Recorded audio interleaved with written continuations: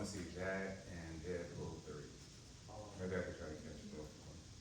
You a big fan of the original Beetlejuice? Yeah, that was a good movie. Yeah. Yeah, I'm excited to see how Michael Keaton performs now, that he's much older or whatnot. Yeah. Are you a fan of Marvel movies? A little bit, mostly the DC kind of guy. You're more DC. What did you think of Batman versus Superman, Zack Snyder stuff? I'm not a fan of that. I wasn't a fan. Really? Out of all of the DC movies, which ones did you like the most? I mean, I like what they're doing with like the new Batman and that kind of, Oh, Robert Pattinson? yeah. Oh, you like him. So you like the more youthful detective origins build up. Okay. Yeah, I mean, I like Christian Bale's Batman. Who's your favorite Batman of all time? Oh, that's tough. I don't know. I mean, maybe Michael Keaton. He's there. Yeah. Mine is Keaton. I'd say the best Batman movies are Christopher Nolan's movies with Yeah. Christian Bale. I didn't like Christian Bale's Batman voice. I thought it was a huge distraction. I did like how they showed him learning how to fight and acquire skills at the beginning of the movie. But to me, Michael Keaton exudes, he's probably the best Bruce Wayne too. Right? This Bruce Wayne, like he's kind of crazy too. Right? So Michael Keaton in there is kind of like psychotic as Bruce Wayne, and then psychotic too as Batman, right? To kind of counteract how psychotic the Joker is. Robert Pattinson is good. I think they made it a little too punkish. You know what I mean? I did like the way it was shot, like how it looked, how dark it was. I don't know if I was completely so. I'll tell you this: to me, physically, who looks the most like what I would think Batman looks like in the comics or even the cartoons used to come on in like the 90s is Ben Affleck. I think physically Ben Affleck looks imposing, like Batman versus Superman, like, he looked like he could really fight. Yeah. Yeah. And I liked Ben Affleck. I thought it was decent. I thought it was decent. I just think the movies could have been better. Oh, yeah. How about you? You a Marvel fan? I mean, I like to watch the new movies, but I'm not a big fan. Okay. Yeah, I haven't caught up with any of the TV shows, like this other stuff on Netflix. Like, I don't keep up with that. I just try to watch the movies. All right, looks like we got a relatively small class today. So last class we looked at the history of marketing, kind of how it evolved, right? We talked about how marketing's been around practically forever in some form or fashion, right? Because we're talking about communicating, making awareness of something, whether it is something you're selling, whether it's some sort of message you're trying to get out, some sort of campaign politically, any of the sort. Right? We saw that things evolved after the printing press, the rotary printing press, the Industrial Revolution. Beyond that, we see technology start to emerge. So radio became hugely popular. You're able to reach mass audiences at one time. Beyond that, we see television comes around, right? Then we see how sponsorship happens. That's happened even in the 1800s. Getting people who are popular, like actresses, theater actresses or actors, to promote a product because those individuals already have awareness and a huge audience, so we can tag them onto the product. Then we see the aspect of psychology emerging in the 1960s, being implemented in kind of hacking the mind into the human psychology aspect of purchasing behavior and desires and demand. And beyond that, we saw the advent of the internet and how that really just took everything off to create some sort of global mindset in terms of marketing. So now marketing is global, right? We're able to reach audiences all across the world in seconds, in order to create some sort of awareness, right, to different type of audiences and markets, that we need to. This chapter, as we move to chapter 4, we're gonna look at exactly what do marketing or ad agencies do, right? So how are things organized in a structural way? What are some of the strategies and tactics used within ad corporations or ad agencies?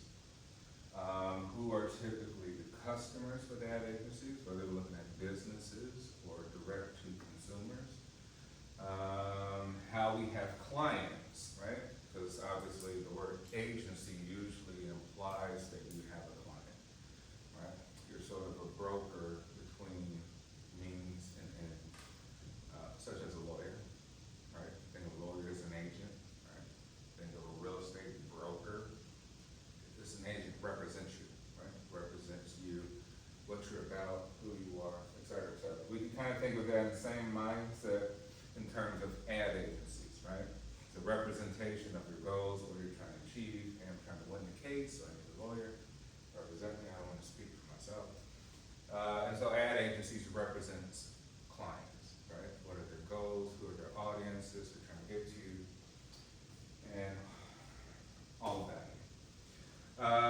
And then we'll look at some other integrated marketing channels used within advertising. So we'll start from kind of more local to national, and then multinational, international sort of mechanisms within ad agencies. But I thought before we even get started with the lecture, I was thinking of, wish I had the other people here, of selling ourselves, right? I was like, well, how do you plan the students who will graduate in the near future? How have you really strategized and considered selling yourself? And so I figured we would get into groups, but today we'll just keep it as us three. So what I want you to do is work with another person, so all three of you work together, and talk about what you offer. Think of these 4 P's. You're the product. Who are you? Right? What kind of job are you seeking at this point? Right? Where do you want to be placed in terms of work? What kind of organization? What kind of department? What kind of role? What kind of position? What's your price? Right? Remember we said, because this is about value proposition, what are you valued at by the time you graduate? So we're doing hypotheticals. So say you graduated and now you're out looking for a job, right? You finish your degree, you're out looking for a job. What's your price? Tell me why you are worth that price, right? So sell it to your employer. So think about the location, what kind of position, department, team, or role you want to be in. Why do you want to be in that? Why do you think you should be in that, right?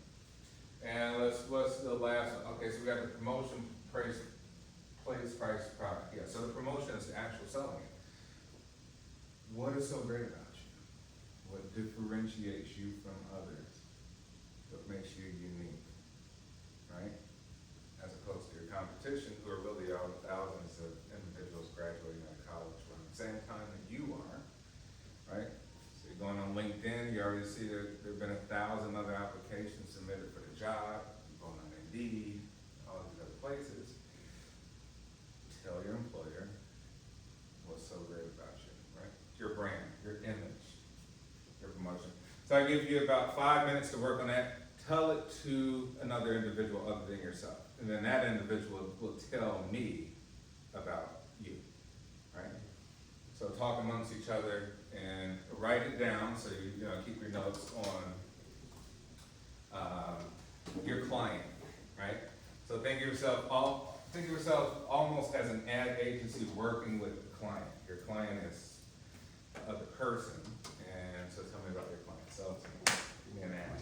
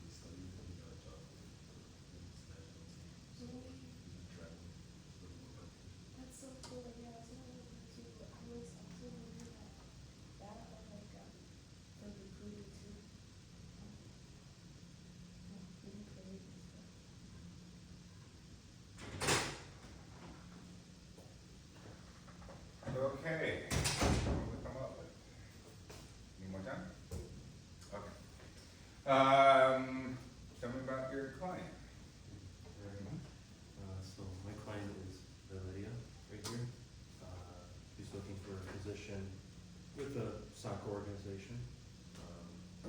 What kind of, position? Something in, like recruiting or just, yeah, recruiting, data analytics. Okay, cool. And some qualities she brings that helps her stand out from the crowd is that she's bilingual. Okay. She's also knowledgeable, hardworking, and is open and eager to learn more about the job. Which are really good qualities, right? Most employers, you know, they want people who have the base knowledge, intelligence of the area, but they want somebody who actually is more open to learn, right? Because they want to be able to really train you for that particular culture of that organization, how we do it, not how you do it, how we do it here. Great, so bilingual, excellent, right? You're saying you can reach more audiences than someone who doesn't speak two languages. What is that worth to your client? What does she want for salary? What's your price?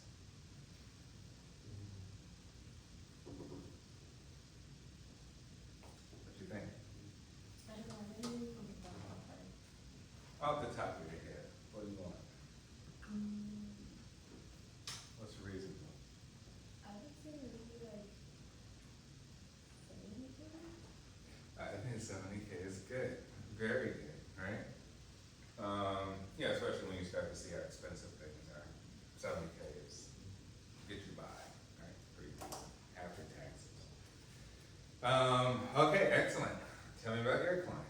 My client was Elias. He's looking to be sort of like a coach at either the Chicago Fire Mm-hmm. Academy or any youth level team. Mm-hmm. Something that makes him stand out from any other person that would try to apply for a job. He's bilingual. He's played soccer his whole life, so he has a good amount of knowledge on the sport, and he's also played at the college level. And he's also very passionate about the sport. All right, that's a ton of experience. Great, right? Bilingual, to reach larger audiences or different audiences than someone else. Multi-level sort of experience as well too, right? So you're talking about you have a lot of experience where you can reach a big audience there. What's his price? I feel like starting off as a coach, probably All right, 40, 50K, right? And that'd be full-time? usually when I got the youth level, it's not full time. Not full-time. Okay, so you think you'll have something else going on? Okay, cool. 40, 50K to say just, you know, you're gonna have 2 streams of income. That's pretty good, right? Probably take care of all your base stuff anyway. Okay. Elias, tell me about your client. I had Diego who was looking for any shooting off of like the Bears sports team. And he's very passionate about sports. He's also hardworking and he's willing to learn on the job. Okay. And his pay, he's got about 50K. All right, it sounds realistic, right? I think Diego came more with like, hey, maybe I've done some research, I see what entry-level positions are within that organization. I'm hardworking, I'm willing to learn, which is good, I'm telling you, because a lot of students do stand out as if they already have the answer, right? A lot of employers, you may think that that's a great thing, but a lot of employers are kind of taken back by that. They want people who are willing to learn, hardworking, willing to learn, have a little bit of base knowledge experience, right? Don't need to be an expert. Yeah. All right, 50K. Okay, moving along. All right, yeah, so we saw the evolution of marketing, what it's about. Not much has changed conceptually with advertising, right? It's the same old kind of concept, right? Imaging, promoting images to people, promoting messages to people, being creative, like with use of language within an ad, right? We see font, typography, we see creative images, which require artists, right? We see placement is important, like where exactly you're gonna place it. Now, what has changed is probably, hey, budgets. right? Now we see multi-billion-dollar budgets for ads, right? Ad companies, ad agencies, ad departments, right? You can imagine probably what Apple's advertising budget is. The mediums have changed, right? And the channels have changed. Before you saw radio, TV, billboard. Now we're seeing apps, email, just a ton of stuff on the internet. We're completely interactive. You can touch things, you could have to do something in order to see something, something of the sort. So we say those things have changed, and maybe just the audience size. So fundamentally, things have become more globalized. We're all connected in some way, so that has really transformed the environment. So we're gonna look from local to global. And we're gonna start with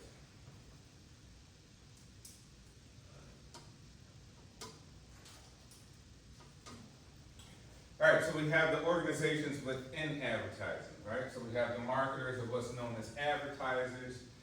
We have the agencies themselves. Remember, say agencies work with clients. They get business, right?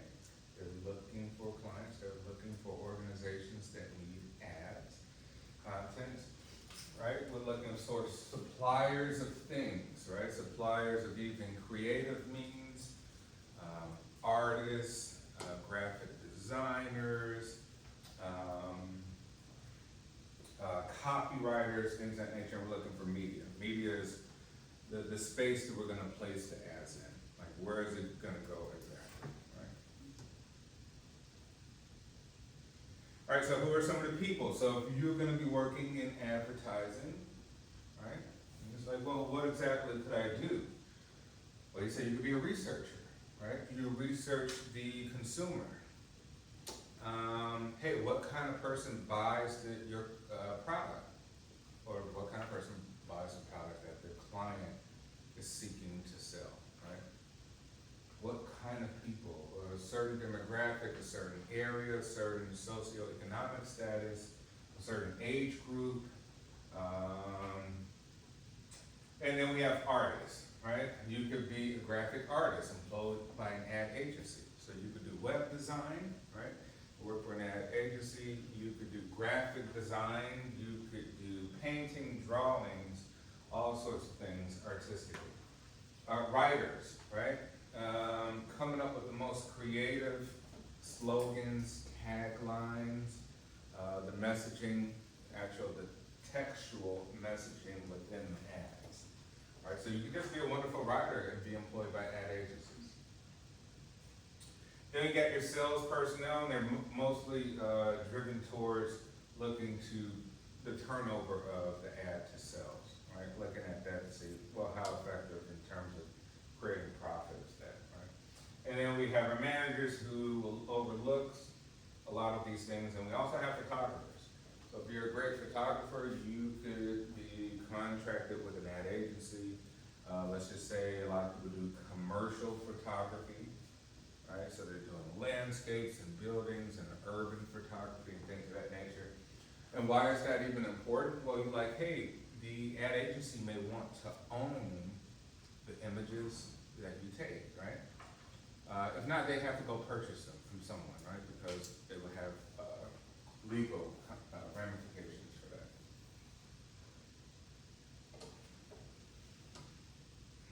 All right, local advertising, where the action is. Some type of local advertisers. We could say dealers or local franchisees, right? We could think of, hey, McDonald's, let's say car dealerships, right? Things of that nature. Stores selling a variety of branded merchandise. Any of these stores we see on Harlem Avenue, North Avenue, specialty businesses and services, things that you can't usually get elsewhere, right? And governmental and not-for-profit organizations. The government has a huge budget in order to advertise a lot of its programs that it's offering. So think of a lot of public assistance programs, right? How would anybody know? Would it be just word of mouth? That would be quite the slow burn. And so the government has a lot of budget for promotion. They'll put promotions for programs on transportation, vehicles, and otherwise. All right, what's the typical structure within an ad company or department? Let's say a typical department structure for small advertisers with high work volumes of work, such as grocery stores and chains. High volume, grocery stores all the time have to promote their prices. They always have sales, they always have clearances, there's always new stuff, because you're dealing with perishables, right? So you have to kind of revise all the time. So in this situation, in this department, you'll see at the top will be a sales and marketing vice president. So it would be VP of marketing or VP of sales. That will be sort of the individual who's at the head of the entire ad sort of department. Beyond it, we have the advertising manager, right? So he is mostly focused strictly on ads, whereas the sales and marketing also is looking at, hey, is this making into revenue, right? Great ads, but is it profitable, right? Last time we went with an ad that the advertising manager selected and it wasn't profitable. There's gonna be some ramifications there. There's gonna be some things that have to change. All right, and so the advertising manager overlooks all of this, right? Creative aspect, overlook the media aspect, and the marketing services aspect.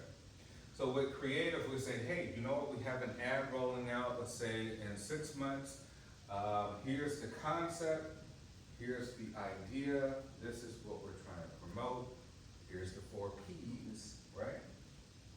And so we would have to get artists under the creative guys in order to start to create the visuals of it.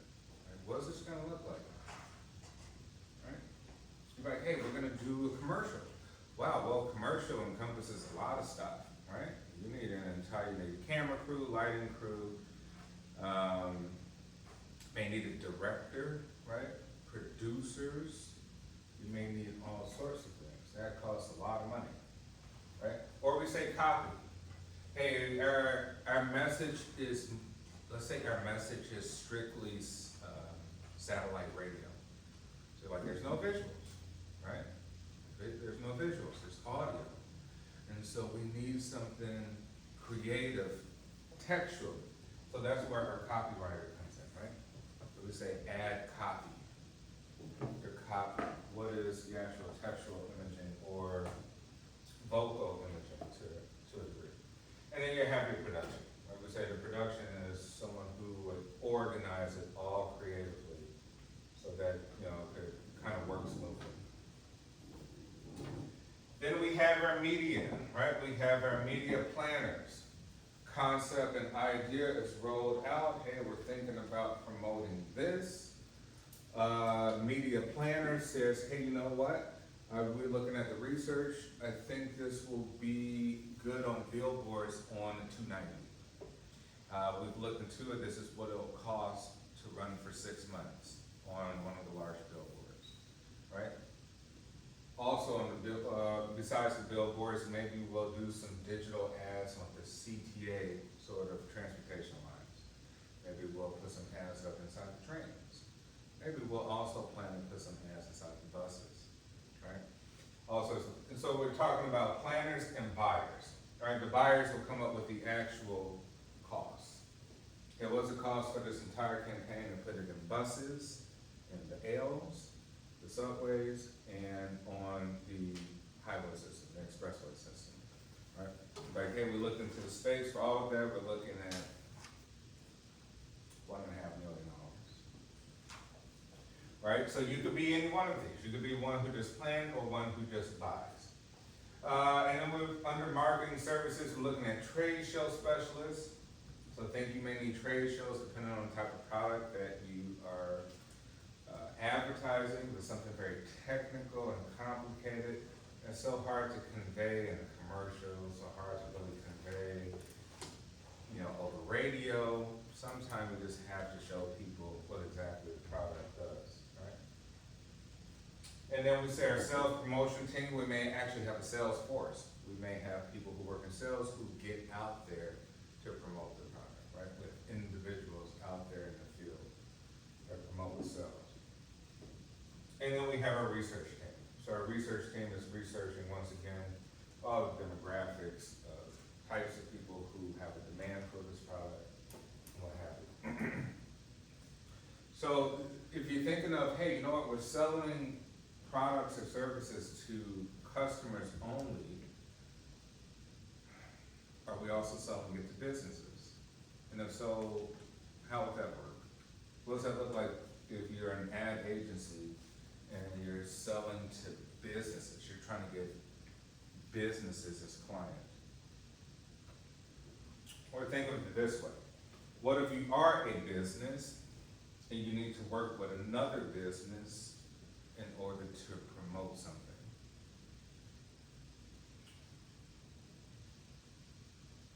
What do you think? What would that look like? Or can you give any examples? Two businesses working together in order to promote something.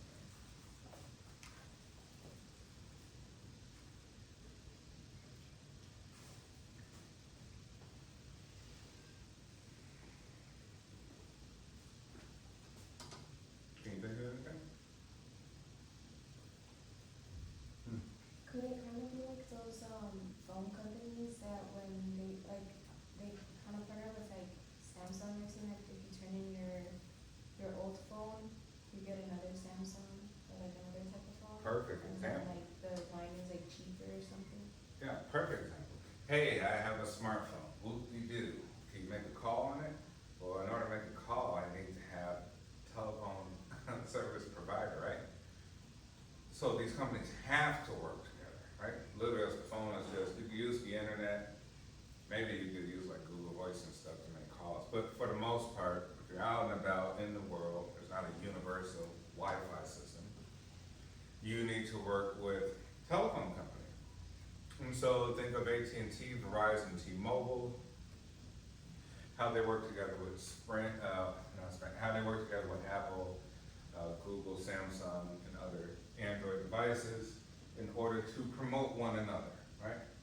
Hey, you know what? We can increase sales if you lower the cost of the service, right? But we'll also give you a benefit too. We'll promote your service. It's part of our phone. We have the contract, right? We'll take you as a client, T-Mobile, if we're Apple, if we have this cross-promotion sort of agreement, cross-promotion relationship. You promote the iPhone, and we will promote T-Mobile, right? So it all kind of works together. And then they'll work together to come up with ad budgets for all of the promotions. You say win-win for both companies, right? So essentially what you're talking about is manufacturer versus provider, right? The same could be like that kind of for any kind of product that's manufactured and need to be sold in stores. So think if you came up with a wonderful idea to create a product and like, hey, I need to manufacture this new invention that I have, right? And like, well, where's the invention? Can it be sold? Let's say it's something for agriculture or like outdoor or home improvement. You're thinking Menards, Home Depot, Lowe's, you're gonna need those stores in order to really get your product out there. And you may come up with some agreement with them in terms of promoting both ways, right?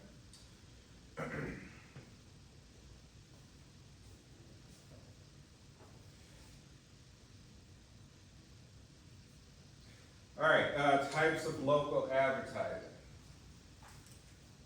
Product advertising, that's pretty simple to understand. Advertising product. We got regular price line advertising. Hey, you know, no sale, no promotion or anything, but hey, this is what it costs and this is the product we have. We have sale advertising. We need to get out the message that there's a sale about to go on, right?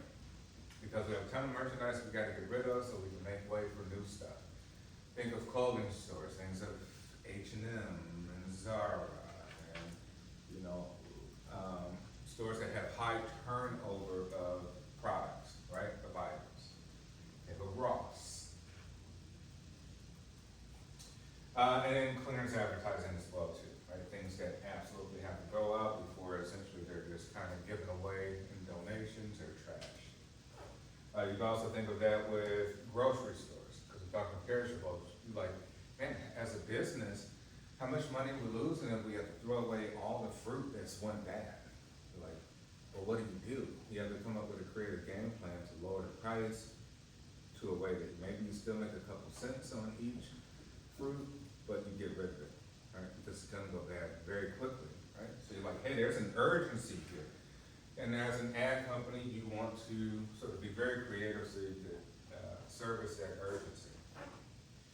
Institutional advertising, right? Concordia is an institution. Has to add. I think maybe we talked about some of the advertising last class that the university does, and like, I don't know if I see it as much. Right? So I'm like, who's really the target audience? How do they reach? I do know that they reach out to the athletes quite a bit, right? We do a lot of good recruitment there for baseball, footballers, basketball, etc. But those who are non-athletes, is it just like, hey, you know what? We have a demand for Lutheran students, Christian students, how do we reach them? Do we work with the churches, right? And we put flyers in there, right? What is the strategy for the university? If you are in the university's department, their marketing department, right? Do you feel that the university is very well advertised? Out there in the Chicagoland area? Do you see it? Do you notice it? What could be done differently? If you were in charge of the marketing department.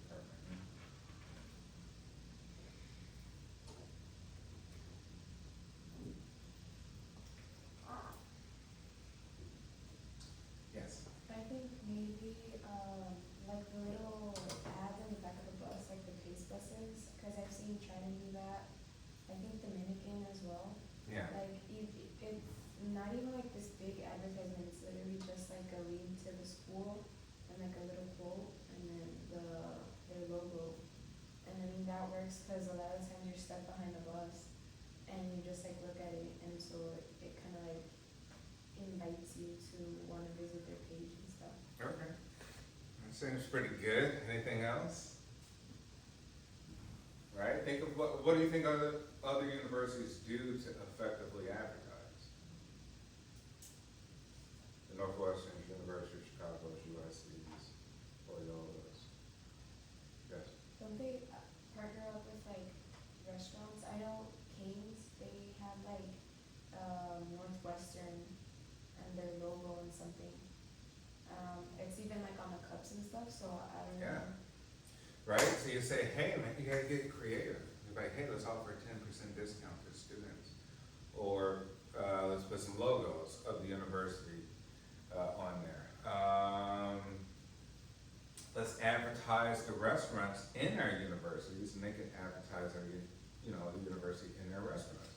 Let's work with the community in some way. Let's cross-promote to a degree. Or you say, hey, focus on the best programs within the university. They're like, hey, #1 ranked nursing program in Chicago, right? #1 ranked business program. That's what you typically see. Or you say, hey, it's a Lutheran school focused on Christianity. Promote all through the churches.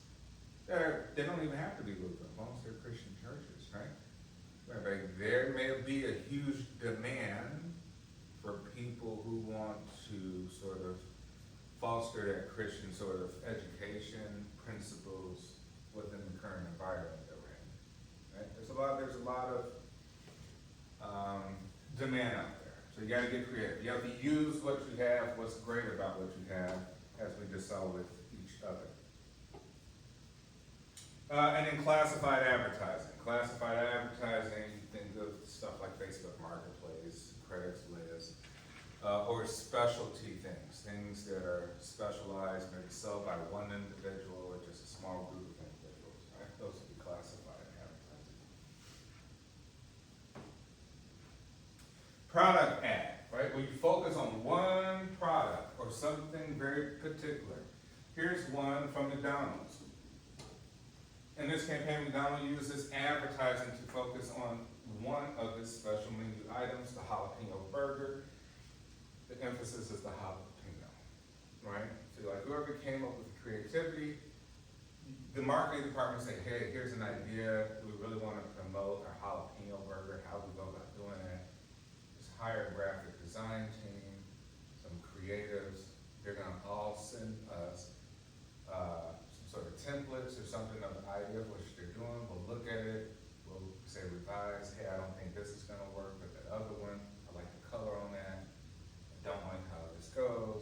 revise, revise, revise, until you finally say, bingo, perfect, we agree, right?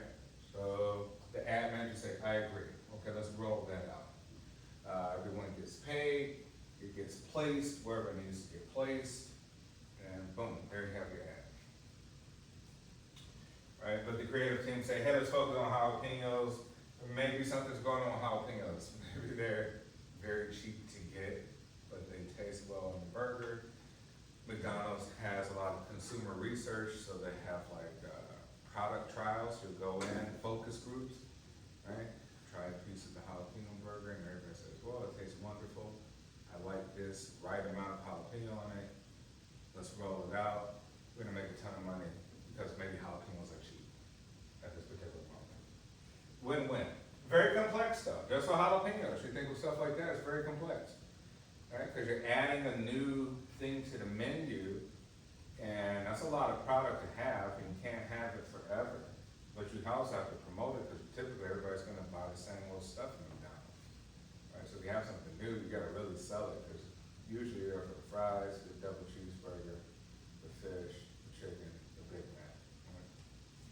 So McDonald's have to use a lot of creativity and a lot of budget. Focusing on one product.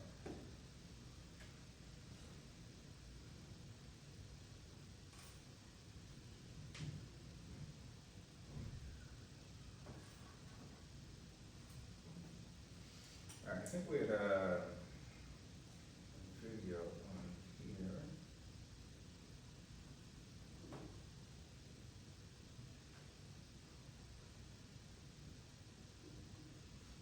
Let's see, here's a video from Mythbusters, what it's like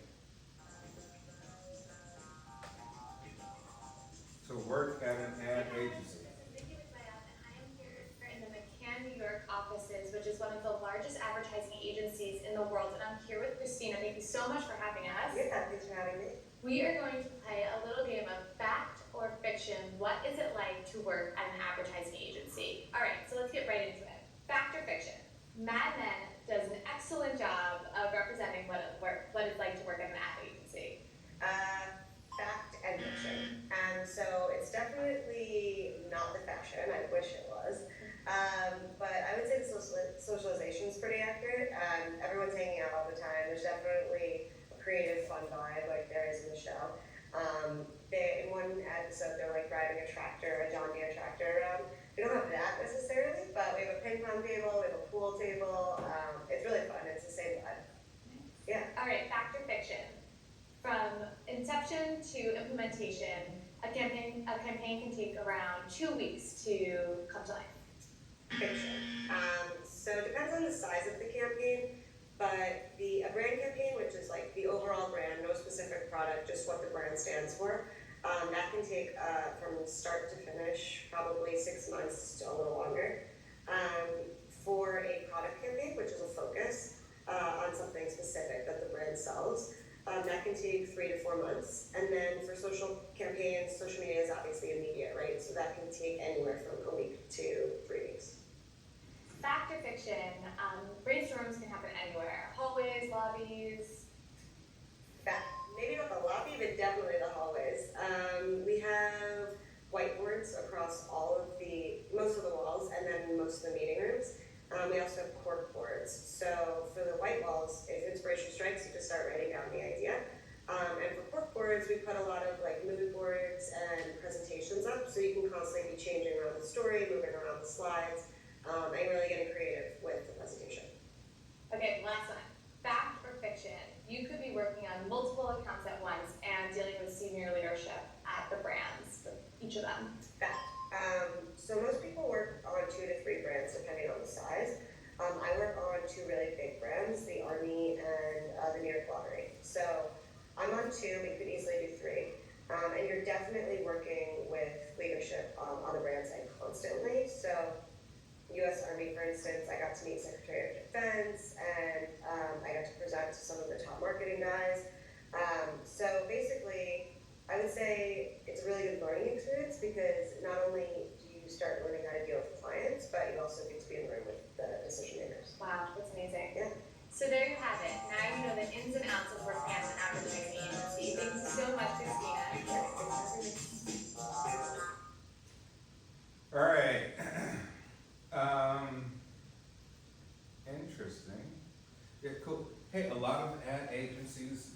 really cool to work for, right? Because you're also producing an image to the rest of the world, like, hey, we're creatives in this space, right? We're not some bland sort of individuals. We are people who have exceptional ideas. We have a whole team of people who are extremely talented, artists, graphic artists, copywriters, all of the above. And we saw that she was working with, who were her two main clients? You remember? The Army and the New York Lottery, I think. Yeah, you're like, hey, those don't ever really seem like, consumer organizations, right? You're working with the Army and the Defense, the Department of Defense has a huge budget. Think of how much money we give our military, how much money they have, and what do the military need first and foremost over anything? What do our military need first before anything? Recruits. Right? So you're like, man, hey, recruitment's been down. And they said recruitment's been down for the last 4 years. Maybe it's the political environment. Maybe, hey, maybe there's no conflicts going on anywhere, right? Maybe there's not a great need, but now we may need to get more recruits. And so how do we do that? There used to be recruitment offices. Maybe they'll go open up more of those. There'll be more billboards, maybe put the ads within the university systems, particularly like the high school, right? Because you're figuring you're almost getting to 18, that'd be prime age, you're going to the military. And then also with the New York Lottery, right? Because you say, hey, the lottery helps fund education in a lot of spaces. Like it helps fund a lot of public education programs. So if you're the governor, right? Or if you're in government, you definitely want more people to try to purchase more lottery tickets. All right, so think there's a need everywhere you look. There's a need for some sort of advertising, right? So used to build the manufacturer's brand image. We see it's not always a product. It could just be an image. You may say, hey, there's a particular, let's say here in the United States, there may be some polarization politically, right? And you may have to take a stance with your brand kind of on where you stand. And you may do a whole promotion of like, hey man, young people who typically buy our products are kind of expressing to us that they're politically motivated in this way. They support this. So as a business, we want to show that we also support them too, right? Because once again, it's a demand. And it's a business. So if you go on your favorite clothing store's websites, you will notice over time that they tend to follow the trends of support of the masses, right? They'll start putting little slogans and little mantras up on their website and things that they're advertising. And do you think that they really ethically support the stuff? I don't know, maybe, maybe not, but it doesn't matter. At the end of the day, the question is it making money, right? And also too, because in the political environment we're in, people will start canceling you, right? So they say, hey, the products or the brand gets canceled. Oh my gosh, I can't believe they support yada, yada, yada, right? And now if you're the CEO or the marketing manager of the corporation, you're like, man, we gotta get stuff together. We're getting negative imaging about our brand. We need to get the word out. How do we get the word out? Hire the ad agency, right? So go to work. Go to work, get the word out. Used to help distributors, dealers, or retailers make more sales, right? We say kind of cooperation. Vertical is using like manufacturers and retailers work together in order to promote the item. The manufacturer creates the item, but the retailer actually sells the item in the store to the end consumer. The manufacturer needs to get it out of its building and sell it. It needs to be sold to the retailer, so they have to work together, right? So it's working together for, say, one specific product, right? One specific product. And then horizontal cooperative, right? You say horizontal is working with multiple products, right? We're all working together, multiple companies working together on multiple products to help promote each other. It saves money, right? It saves money and it may transform into better sales that way, right? All parties win. Because you also have to think, if you're a strategist in advertising, you're also thinking about saving money on your campaigns, and a creative way may be cross promotion, right? Kind of using others to help you mitigate the costs. Any questions so far?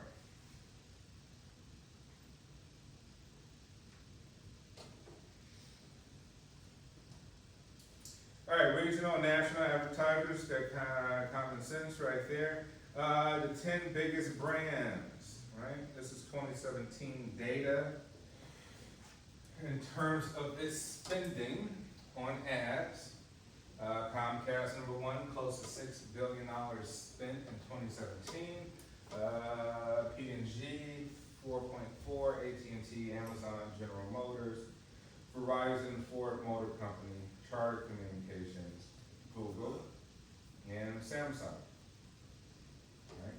Why do you think Comcast is at the top?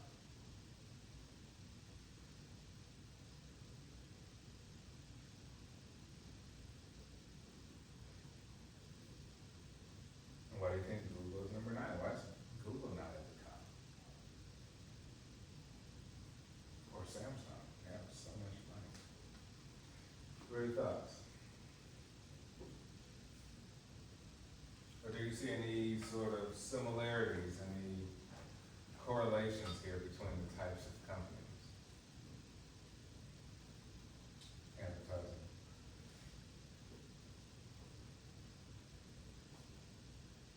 Anything you see that correlates or similarities?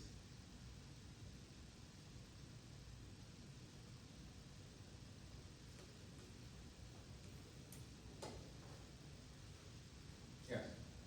Well, at least for Google, it's like with the standard, like everyone just uses Google. So- Hey, you say Google, can easily be up here, but it doesn't need to be, right? Google is the same as Xerox, right? It's synonymous with the actual use or utility of something. Instead of saying, hey, use a search engine to find it, Yahoo, Bing, you don't say Yahoo, say, hey, Google it, right? You don't say, hey, use a search engine to come up with an algorithm to find out the answer to that question. You say, no, Google it, right? The same with Xerox. Xerox is making a copy of something. You say, don't make a copy, Xerox it, right? So it's so huge that it's become synonymous with the actual act of something. It doesn't need to sell itself, right? Because it sells itself. But it still has enough money because Alphabet has some other stuff involved too, right? Has products. So you say most of, maybe that would be the product category of it, right? The products that Google sells. Whereas Comcast, you say, well, Comcast is about communications strictly. It has so many networks involved in its portfolio that it kind of makes sense that it is trying to reach the widest audience possible because it actually has the media channels in place to do so. Right? So to spend the money probably means that that's nothing like a drop in the bucket to what they receive back, the return on investment that they get back. Right? So for them spending that $6 billion makes a ton of sense because it might have made them a few $100 billion.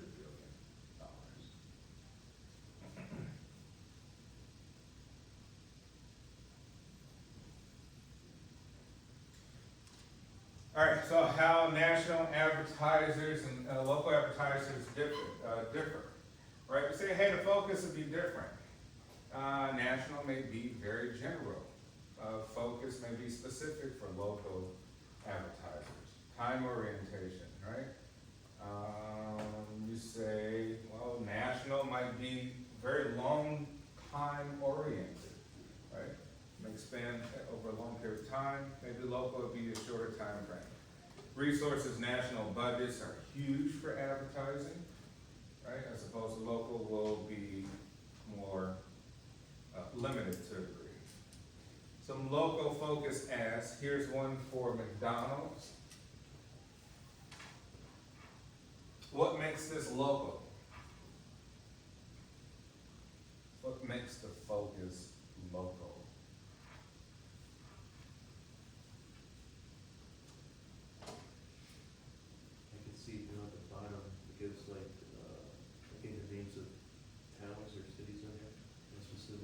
locally owned, local minded. Yeah, right, it says it explicitly within the ad. Hey, Eagan, Farmington, and Rosemont, locally owned, local minded, this is to promote community, right? Foster the economy within the community, try to get young individuals from college, high school, to get competitive pay, flexible hours. This shows that it's really not about McDonald's as an organization, but it's about these McDonald's, these specific locations, right? Because McDonald's has franchise portfolio, right? So each independent operator can kind of promote their own local. All right, so we say, hey, to focus with national brands, it would be the brand, it would be the market share, it would be the strategies in the markets, whereas the focus for local would be the actual point, volume and growth sales, tactics and customers.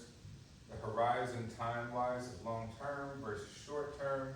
Resources, we're looking at about up to $10 million, and many specialists used in the creation of these.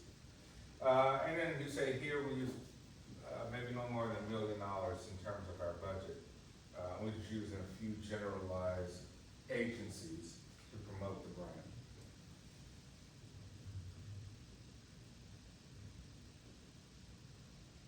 And then some large companies manage how they manage their advertising, depending on how things are structured, but we'll see the difference between large and small. Large has it kind of structured by centralized organization, organized by product. So if you're working within, say, a marketing firm or an ad firm, things may be organized by specific products, right? Let's take Apple, for example. You know, there may be a department or division strictly working on iPhones. Another division is strictly focused on iPads. Another division focused on the watch, right? So things organized by the product category themselves, or some sort of sub-function of those categories. Or the end user, like you say, end user be, hey, the target group. It's like, hey, we're focused on the 18 to 25-year-olds, right? We have a department just for the younger generation. Or the media type. Maybe it's organized by radio, internet, television, right? Or by geography. So we have regional sort of subdivisions of how we centralize organization. Decentralized organizations, right? Organized by division, right? Organized by a subsidiary. Maybe we got an entire different company all together. The region, the brands, or some other groups.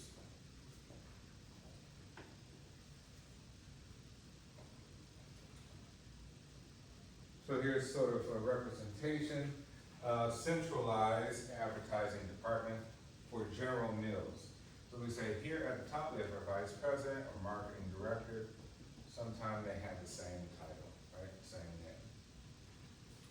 We have our marketing services, and marketing services completely focus on the research, the media aspect, where we're gonna place things, what channels, the graphic production, what are things visually going to look like, with all the artistry, and then the copywriting, right? The actual textual components of creativity.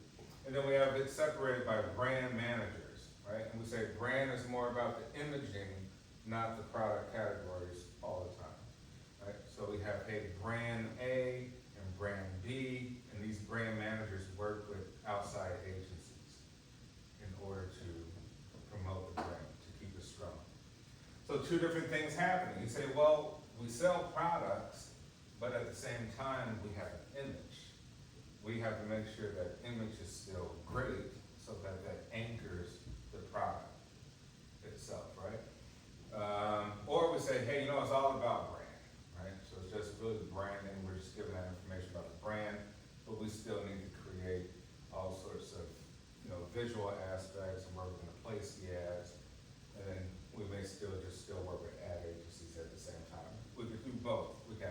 in-house, out-house, right? So some stuff we'll do inside the organization, some things we'll contract out outside the organization, right? Could be a multi-level approach.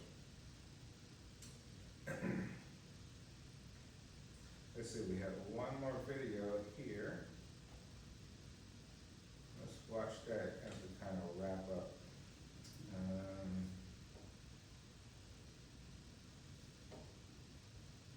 The future of advertising, let's take a look.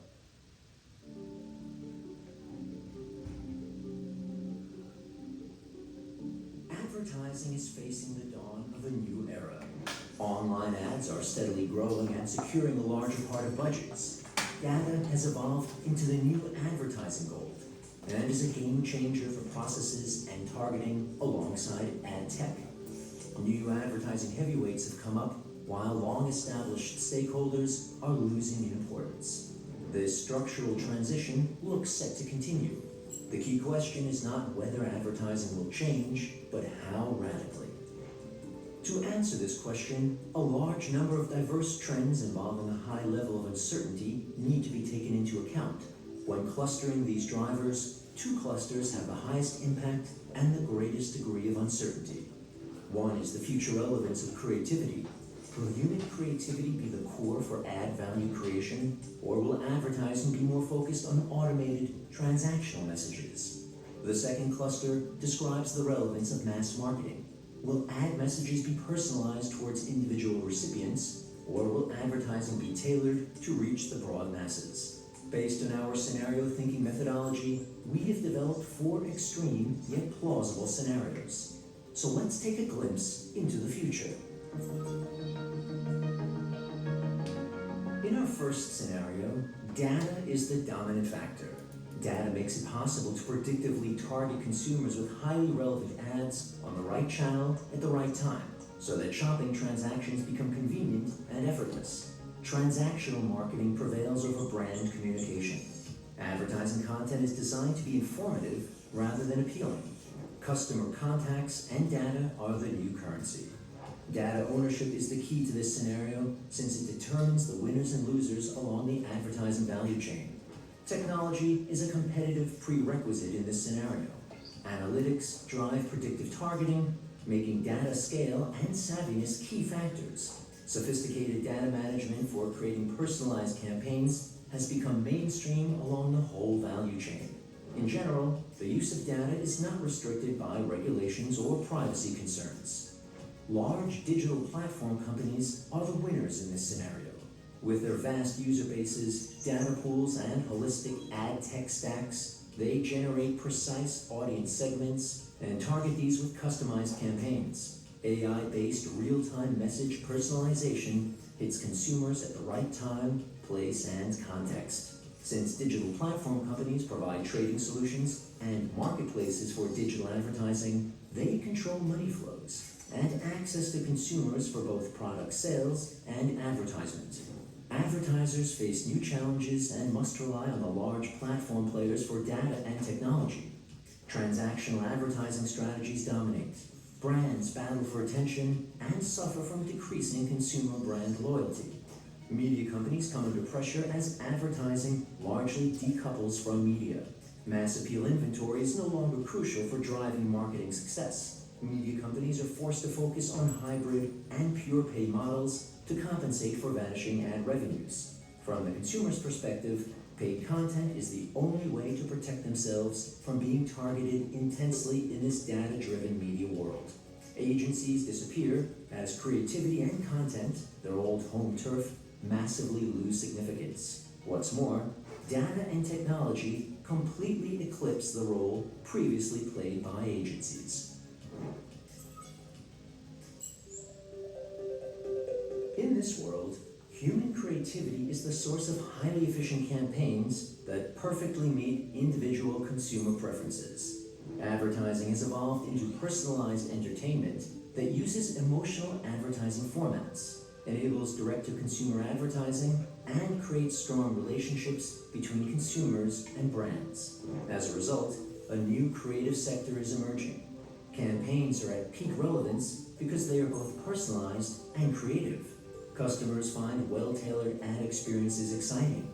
In this context, real-time AI-based adaptation of communication plays an important role. By defining very fragmented customer cohorts, messages are tailored to consumers' needs and therefore resonate with them. Advertisers are the beneficiaries in this scenario. Their access to in-house customer data allows them to initiate personalized campaigns. Placing ads in the right context guarantees reach and relevance. Brand building is largely on par with transactional advertising. Even more importantly, advertisers can distribute individual products directly, which decreases the distance between advertisers and customers and generates brand loyalty. In this content-oriented world, media is largely fragmented. Media companies have shifted their focus from aggregation to production. They remain in a comfortable position because advertisers rely on them for high-quality content. Creative skills are what secure the media company's competitive edge, supplemented by the analytics competencies they have also gained. Despite media fragmentation, agencies are no longer relevant. For targeting purposes, digital platform companies have become advertisers' primary partners. With their enormous technological capabilities, platform companies run a selection of media and creative individualizations on behalf of brands based on deep data analytics. Media companies take on the creative role.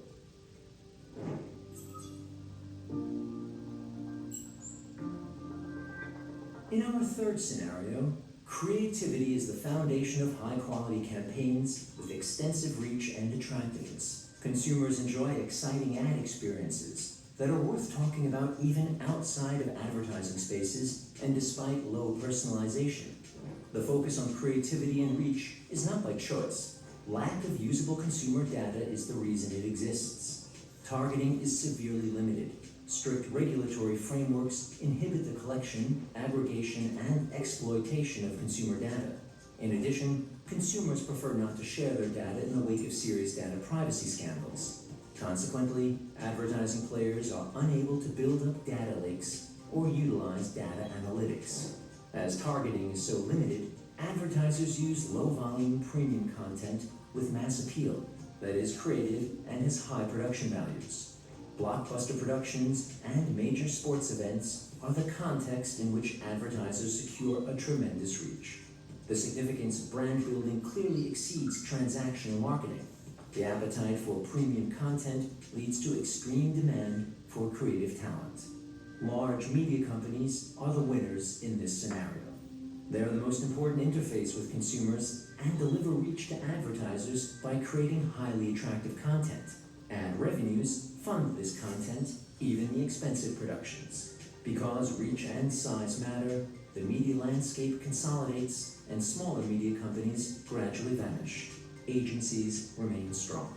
They are necessary for navigating the multiplicity of media and managing the creatives. Agencies develop brand messages and control money flows. Digital platform companies have lost their competitive edge in terms of data and technology, but continue to be relevant as sales and distribution channels. However, brands frequently access consumers directly.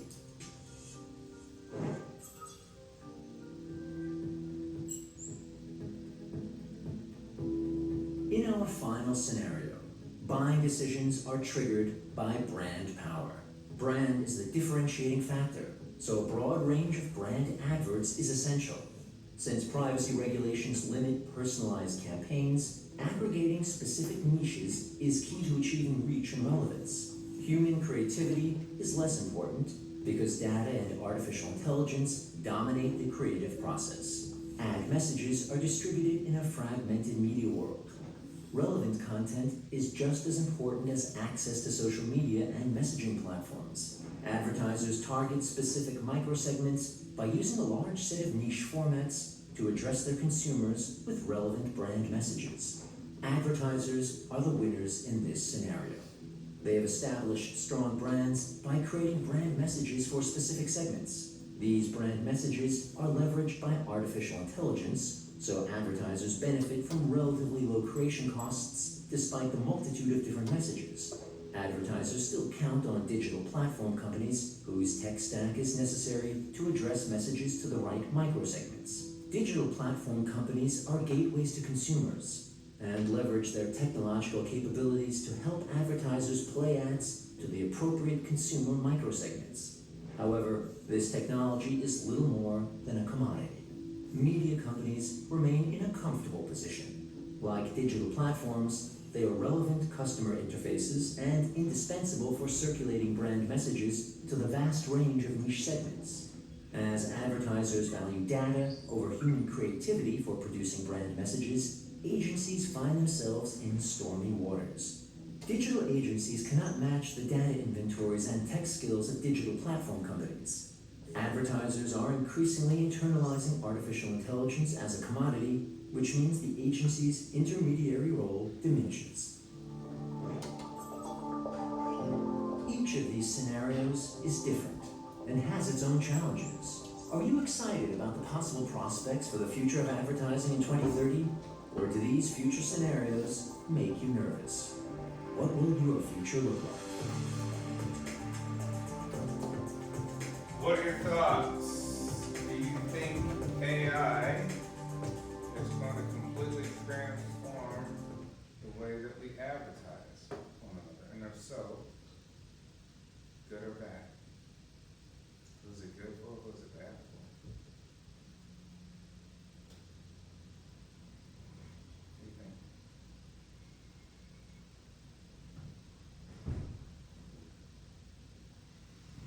Right, let's say maybe AI will significantly hurt the ad agencies because AI can kind of do everything all at once, right?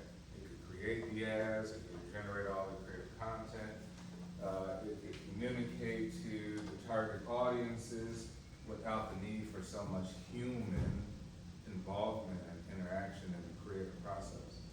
As you probably see, like even with music videos now, a lot of musicians are doing AI videos, right?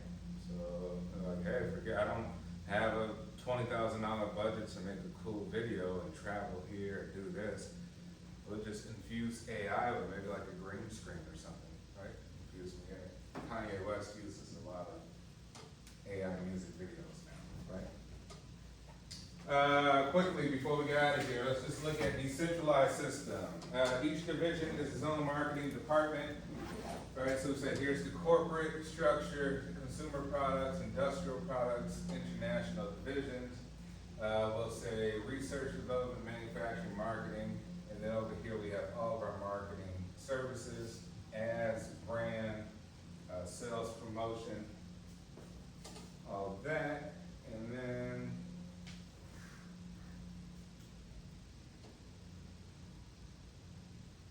let's see, one more thing I want to cover. And if you ever get a chance, Leo Burnett, located here in Chicago, is one of the major advertising agencies. You can go check them out downtown or go to their website also to check them out. They do big business for McDonald's, a lot of creative work. So check out their website to see some of the portfolio that they have around. All right, we'll end off that today, and we'll see you Tuesday. I think I'll have something, a class sort of group thing that I want you to do on Tuesday, so make sure that you're here. But any other questions before we get out of here? Yes. Blackboard, there's some assignment that's due this week, it's like a 200-word discussion. Is that due Sunday or? Yeah, I still gotta put the due date, so just try to get it in before next class, right? So I give you time. So for right now, it's no due date, but get it in before next class as well. All right, have a good weekend, everyone.